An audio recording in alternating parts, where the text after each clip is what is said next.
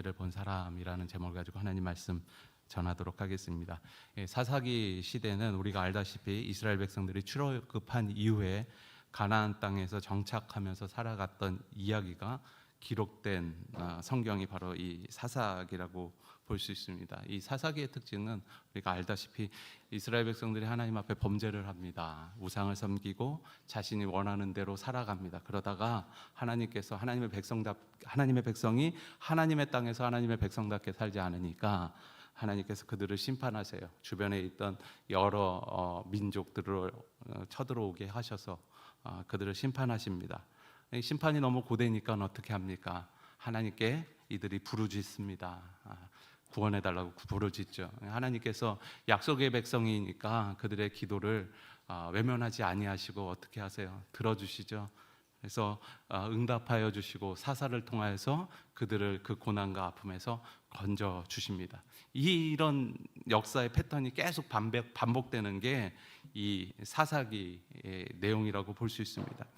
한마디로 얘기하면 계속 반복되면 좀 변화가 있고 또 발전이 있어야 되는데 그런 일이 전혀 일어나지 아니하고 반복만 있고 학습은 없는 세대가 바로 사사기 시대라고 볼 수 있습니다. 그러니까 맨날 맨땅에 해당하는 시대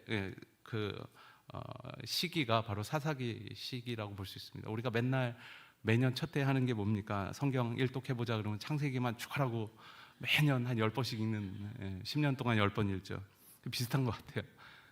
좀 그 위에 쌓아야 되는 것이 신앙의 성장이고 성숙이고 또한 그 하나님의 나라의 확장인데 그렇지 못하고 계속 똑같은 일로 넘어지고 똑같은 일로 반복되고 똑같은 일 때문에 울부짖고 기도하고 하나님이 건져주시면 그때만 은혜를 알고 거기서 성장하지 않은 시대가 바로 이 사사기 시대라고 볼 수 있습니다. 우리의 신앙은 사사기 시대에 머물러 있는지 아니면 조금 더 하나님 앞에 또 성장하고 성숙하고 하나님의 나라가 나의 삶 속에서 또한 내 주변에서 일어나고 있는지 항상 우리의 신앙을 점검해 볼 필요가 있습니다. 만약에 사사기 시대에 머물고 있다면 우리는 다시 한번 하나님 앞에서 결단하고 앞으로 나아가는 하나님의 백성이 되어야 합니다.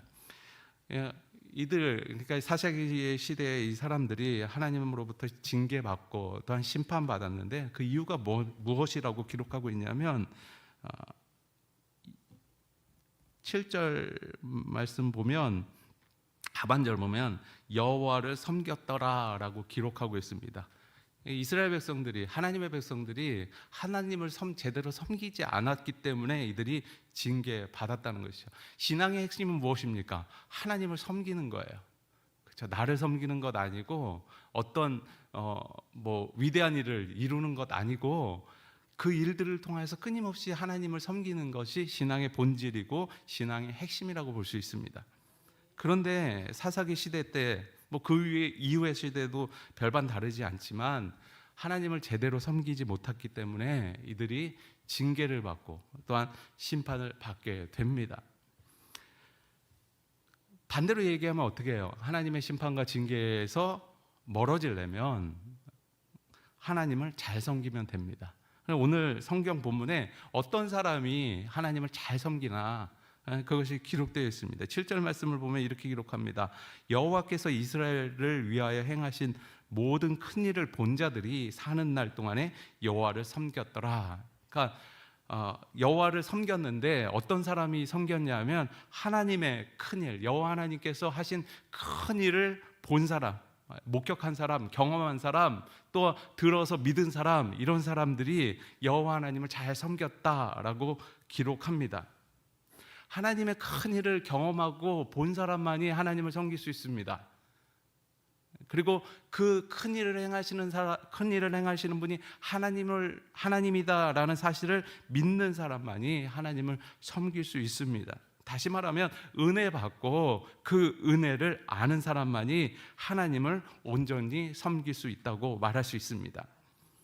이렇게 하나님의 큰 일을 본 사람, 또 하나님의 일하심을 체험한 사람, 그리고 그 세대가 어떤 세대라고 이야기하냐면 7절 말씀 보면 그 세대라고 이야기합니다. 그 세대의 사람도 다 그 조상들에게 돌아갔고, 여기에서 그 세대는 하나님의 큰 일을 본 사람들을 의미합니다. 그리고 또 반대로 하나님의 큰 일을 체험하고 보지 못한 사람들을 무엇이라고 이야기하냐면 10절 하반절 말씀 보면 다른 세대는 여호와를 알지 못하고 다른 세대다라고 표현합니다. 그러니까 우리가 해야 될 사명이 있는데 우리가 그 세대라면, 다시 말하면 하나님을 경험하고 본 사람들이라면 그게 그 세대라고 얘기했죠. 우리가 사명이 있는데 다른 세대를 그 세대로 만드는 것이 우리의 사명이 되어야 된다는 거예요. 여러분들을 하나님을 목격하고 하나님의 놀라운 역사를 경험한 분들 맞으시죠? 네. 그러면 무엇을 해야 된다고요? 우리가 그 세대니까 다른 세대, 하나님을 알지 못하는 그 세대를 그 세대로 만들어야 되는 거예요. 되게 어렵죠?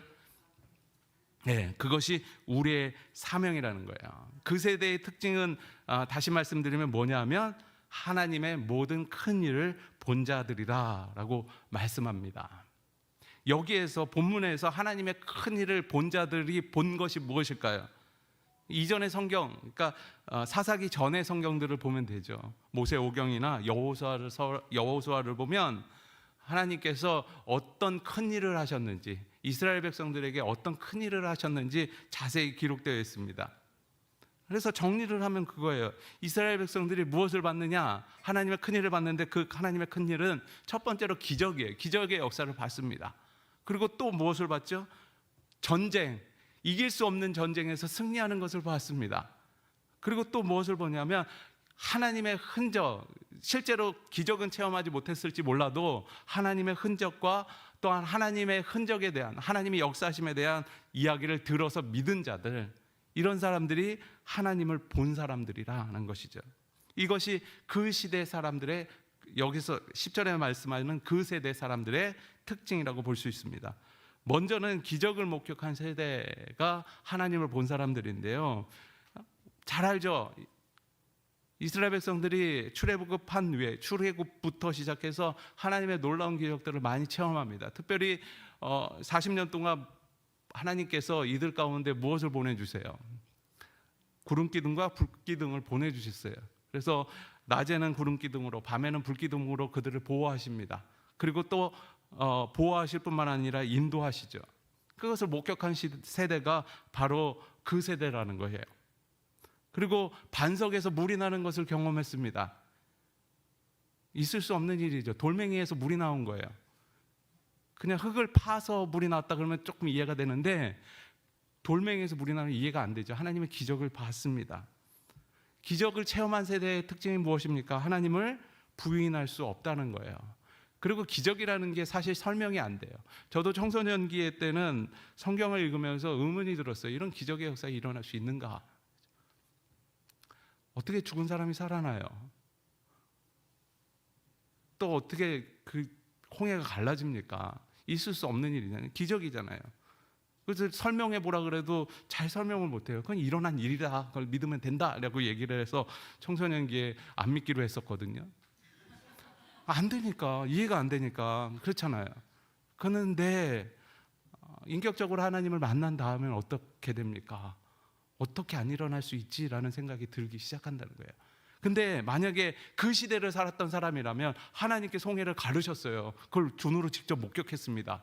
그러면 어떨까요? 아, 하나님 진짜 살아계시는구나, 하나님 우리와 함께 하시는구나, 부인할 수가 없다는 거죠. 기적을 통해서 하나님의 일하심을 본다는 겁니다. 저도 우리 장지교회 와서 가장 큰 기적이 있었습니다. 아시다시피 아들을 낳았는데요, 이름을 이기적이라고 하려니까 이기적으로 변할 것 같아서 기적이라고 하기에는 좀 그랬고, 또 장지교회에서 났으니까 장지라고 하기에는 또 애들이 벌써 어린데 장지로 보내는 것 같아서 이상해서 안 될 것 같아서 이름을 로안이라고 줬는데요. 하나님께서 베푸신 놀라운 기적이죠. 선물이 될지 눈물이 될지는 아직 잘 모르겠는데 선물이 되길 소망하는데요. 하나님의 분명히 역사하심입니다. 고백합니다. 우리 많은 성도들이 함께 기도해 주셨고 그 기도의 응답이라고 저는 확신합니다. 하나님이 일하시는 거죠. 부인할 수가 없어요. 하나님의 기적을 내 인생 가운데 보내주셨다는 거 확신하죠. 그렇기 때문에 하나님을 예배할 수밖에 없다는 거예요. 우리는 하나님께서 내 인생에 베푸신 기적을 본 사람들입니다. 그렇기 때문에 하나님을 섬길 수밖에 없는 사람이 되어야 하는 것이죠. 그것이 하나님께서 원하시는 인생이고 삶이라고 할 수 있습니다. 근데 기적을 보더라도 의심하는 사람이 있어요. 예수님이 무리를 걸었어? 아마 수영을 못해서 걸으셨을 거야. 이렇게 생각하는 사람이 있어요. 도마 같은 경우는 어떻습니까? 옆구리에 손을 넣어봐야 예수님이 산지 알겠다라고 얘기합니다. 기적이 일어났지만 기적을 기적으로 받아들이지 않는 사람들이 있습니다. 우리는 하나님의 기적을 하나님의 기적이라고 이야기할 수 있는 세대가 되어야 합니다. 그래서 그것을 다음 세대에게 보여줘야 되는 것이 우리가 가져야 될 비전이 돼야 되는 것이죠. 두 번째는 전쟁을 경험한 세대, 하나님이 싸우시는 전쟁을 경험한 세대가 바로 그 세대였어요. 사사기 3장 1절 보면 이렇게 기록합니다. 가나안의 모든 전쟁을 알지 못하는 이스라엘이라고 표현이 나와요. 그러니까 다른 세대죠. 다른 세대는 특징은 뭐냐면 가나안의 모든 전쟁을 알지 못하는 이스라엘. 그러니까 하나님의 전쟁을 경험해 보지 못한 세대들이라고 이야기합니다. 반대로 하나님의 전쟁을 본 세대, 다시 말하면 6장 1절 말씀 보면 6절 말씀 보면 전에 여호수아가 백성을 보내매 이스라엘 자손이 각기 그들의 기업으로 가서 땅을 차지하고, 다시 말하면 여호수아가 보냈지만 사실 하나님께서 여호수아를 통하여서 보낸 거잖아요. 하나님의 전쟁을 경험했습니다. 그리고 그 전쟁을 통해서 하나님의 승리를 경험한 사람들입니다. 근데 이 전쟁이 왜 하나님의 전쟁이라고 할 수 있냐면, 이 이스라엘 백성들은 출애굽해서 광야 생활을 하면서 가나안 땅을 정복할 때 가지고 있었던 문화가 뭐냐면 철기 문화였어요. 청동기 문화였습니다. 그런데 가나안 땅은 발전을 해갖고 철기 문화를 가지고 있어요.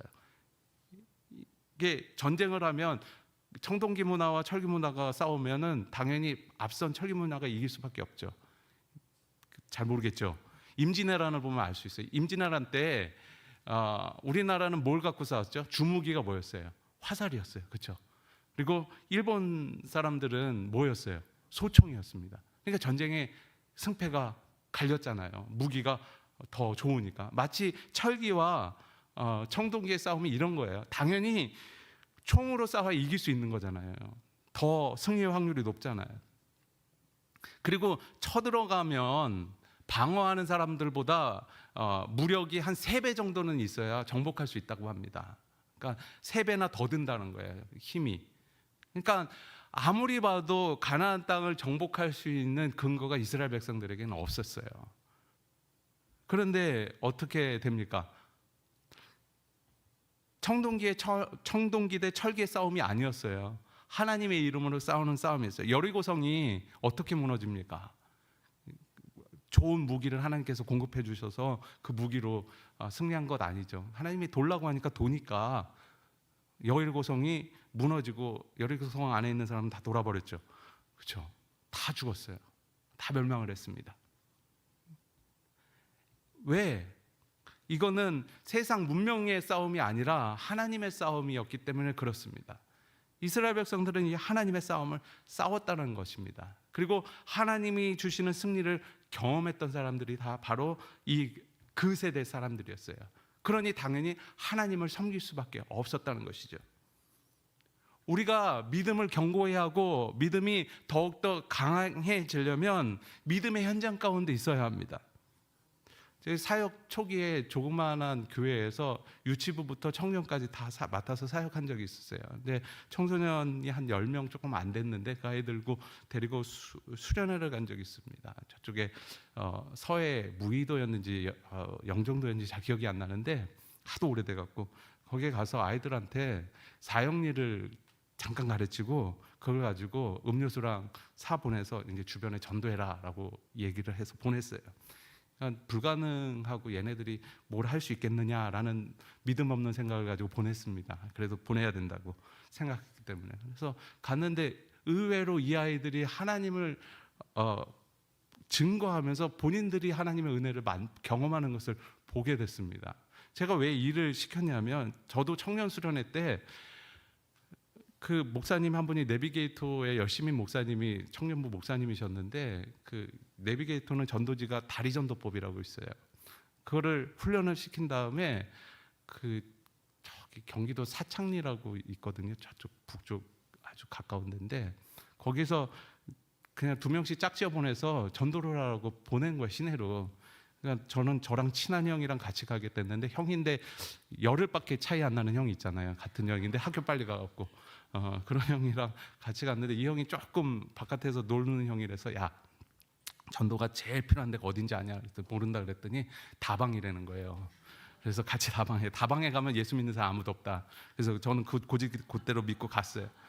당연히 없죠. 그래서 다방에 왔으니까 커피를 시키는 예의래요. 그래서 커피를 한 잔 시키고 얘기했는데 거기에서 일하는 어떤 여성분이 와서 얘기를 하더라고요. 그러면서 얘기를 나누면서 자연스럽게 어떻게 오게 됐냐 얘기하면서 이 전도를 하게 됐어요. 거기서 그 여성분이 감사하게도 예수를 믿겠다고 한 거예요.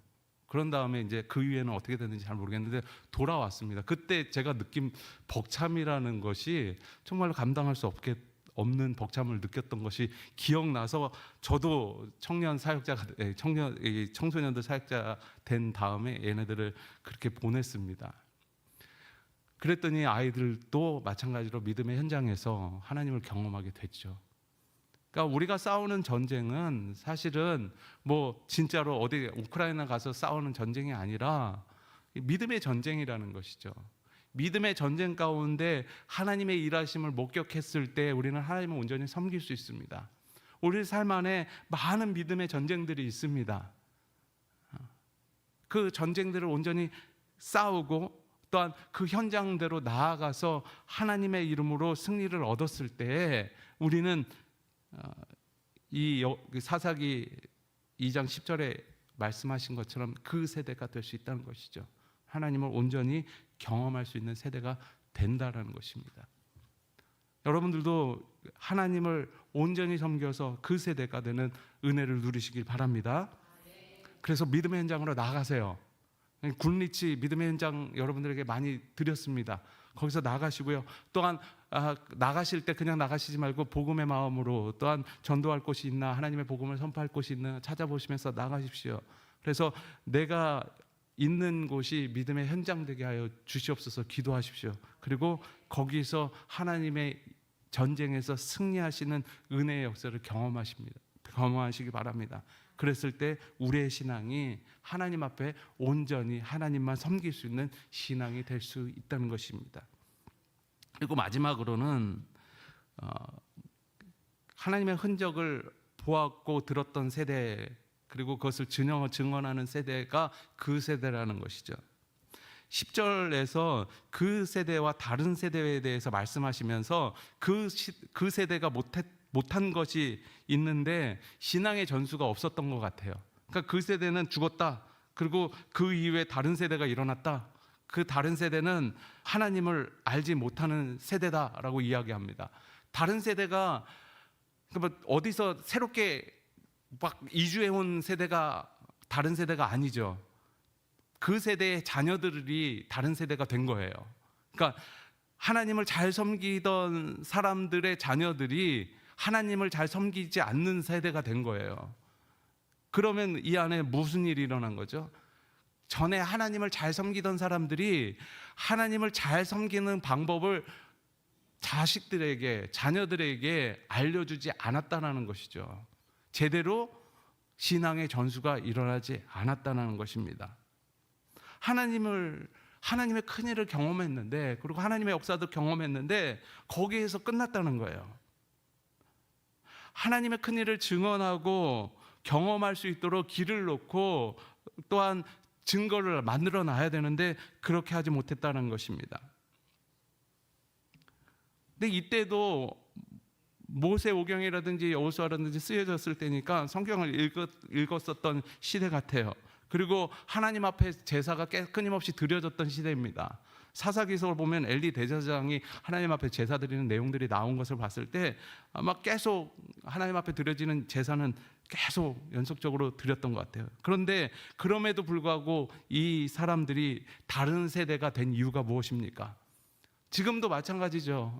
교회는 있잖아요.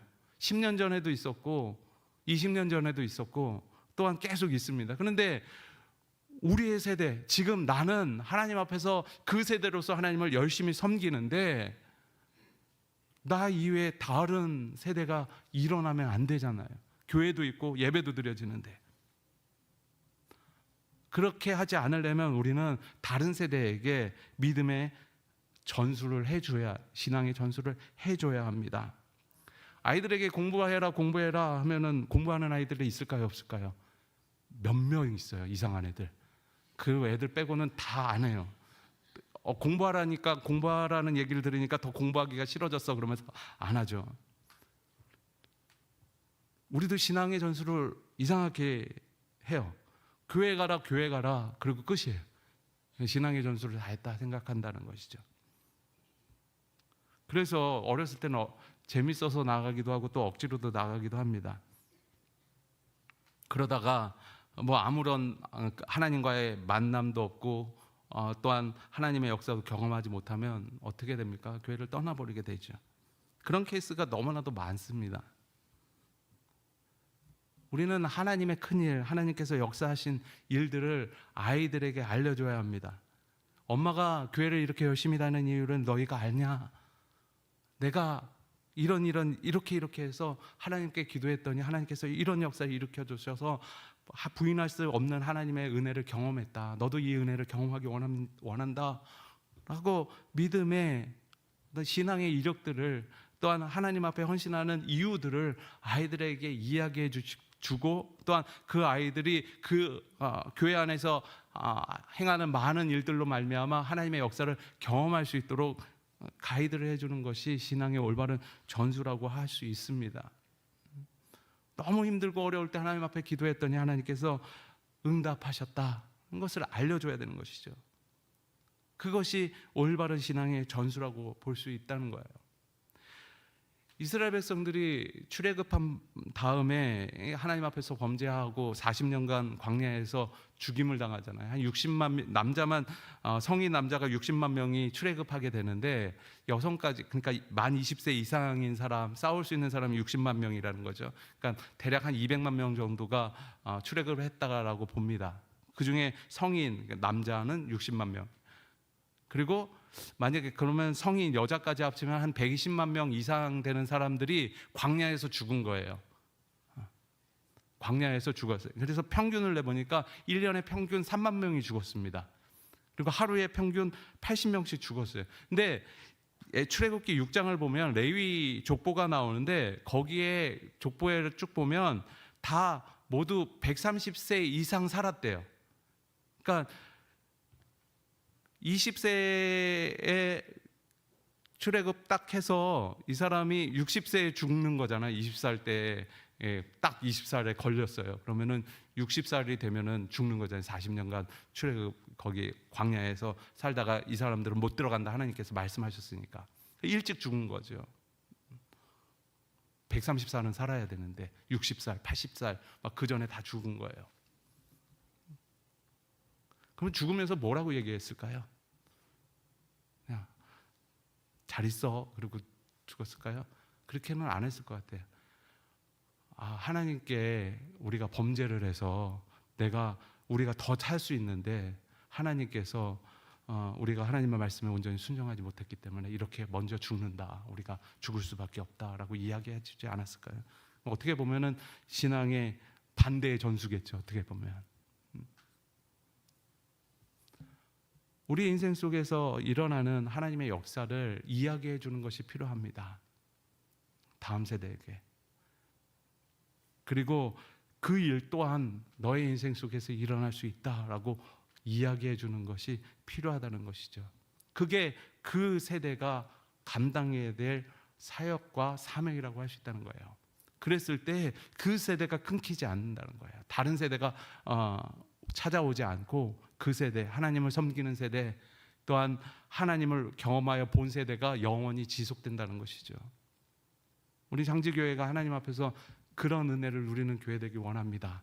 나에서 끝나는 믿음이 아니라, 또한 나에서 뜨겁게 불타고 확 사라지는 것이 아니라 뜨겁게 불타면서 그 불이 끊임없이 확장되어서 시간을 초월하는 하나님의 은혜의 역사가 끊임없이 일어나는 우리 교회 그 일을 위해서 또 애쓰는 우리의 모습들이 되기를 하나님 앞에서 소망합니다. 우리 함께 기도하겠습니다. 함께 기도할 때 하나님, 내가 하나님 그 세대여 됨을 감사드립니다.